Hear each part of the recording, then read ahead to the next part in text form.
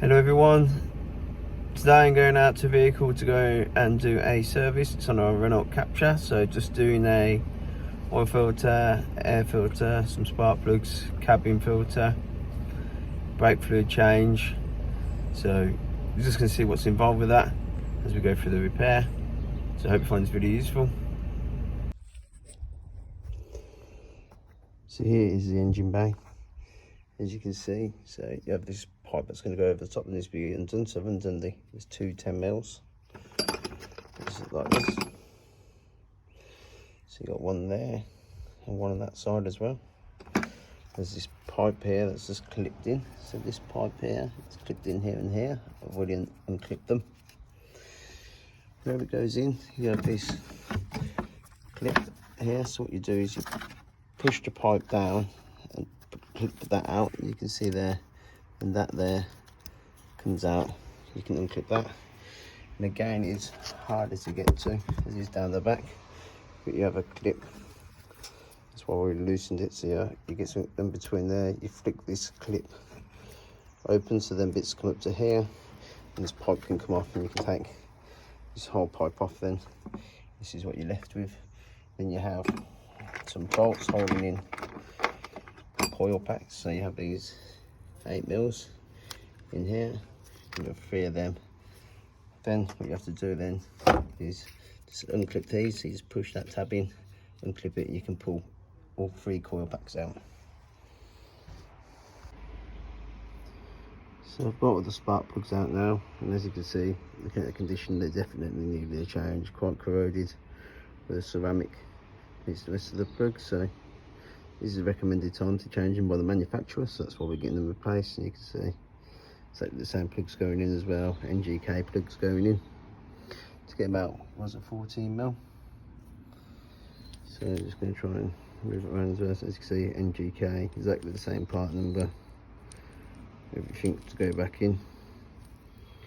So to get these spark plugs changed, let's say you've got 14mm, that's the socket you need to take them out and put them back in.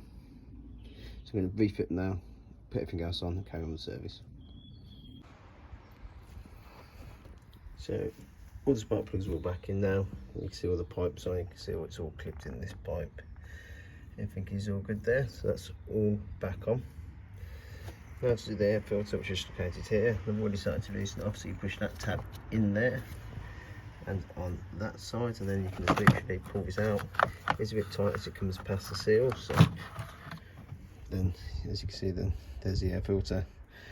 This then just pulls out up here, and you can just slot the new one in afterwards. So put the air filter back on, and now I need to change the cabin filter. So this is located down the side, and to get this off, you've got one clip there and one clip there that you push in, so you can see the clips. So where that is, so I did take it off to see. I can show you the clips, but where that's located is just here. So it's there, and you can see that is the filter there, the white part. So you can just grab that, and then you can just slide it out. You can see here comes the filter. So when you get that out, you just slide the new one in afterwards. So here is the old one. So here's the old one. You can see all the stuff that is caught inside it. See there with the dirt in there. So you can see what it is protecting you from. So quite important to change it, keep all this stuff out of the cab. You can see it all. So, but just to reverse, so you just slide it back in and clip the trim back on. So got the car jacked up. So look underneath. So you got some T30 bolts hold on the front. So you got one in here, and there, one there that you need to move to get in the tray off. Then you've got some 10mm. So you got one there, one there. There's a couple here at the back. That's the same on both sides. So get all them off, and you can take the under tray off.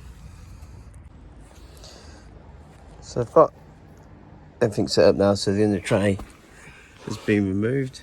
So you can see the oil filter here. So this is a 27mm socket. So So if you haven't got a 27mm, you are going to do this job, you're going to need one. The sump plug is just around the other side, so as you can see here, it's the sump plug. So when you come to do that, the oil will come out. Just to show you, you need to get a new one. So maybe not just the actual plug, but you do need the washers.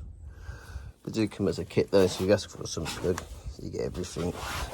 So it might be a good idea, especially if someone's damaged this before, because what you need to do is to have a special socket. So as you can see here, it's like a, they call it a sump plug key, so it's a square.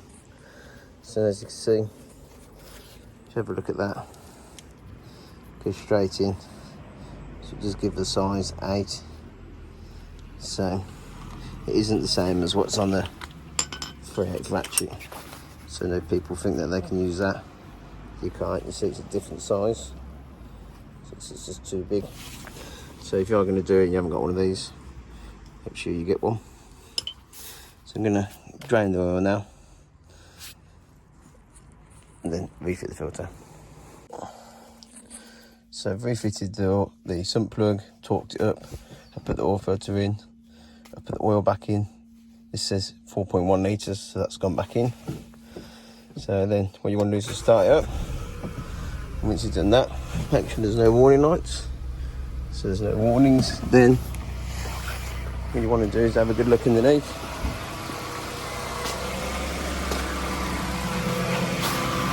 Just make sure there's no leaks. So if there was a leak, you'd know it can, loads of it come out. This is all good. So I've got the brake bleeder on, as you can see. What you do is you screw that on the top, build up some pressure. You can see it's at 1 bar. What you do then is you just go around, put the bottle underneath, put it on your bleed nipple, open up your bleed nipple, and just drop out about 1/4 of a litre each side, so you get a litre out of the system in total. So just the last thing to do after that then, so just put the ignition on. So you get to this point, what you do is you just push the top button here until you get to service. So I've already reset this, so there's no messages. So if you keep on pressing it until you get to service intervals, then what you do is you just press and hold it, and then it should take it into the service intervals. There you go. And then what you do is you just come off and press and hold it again. This will start to flash and then it will reset. So keep it held in the whole time it's flashing. So that is how you set service light. So if you enjoyed watching this video and you want to see me keep on putting more videos out there, please give me a like, please subscribe, give me the thumbs up. Thank you for watching.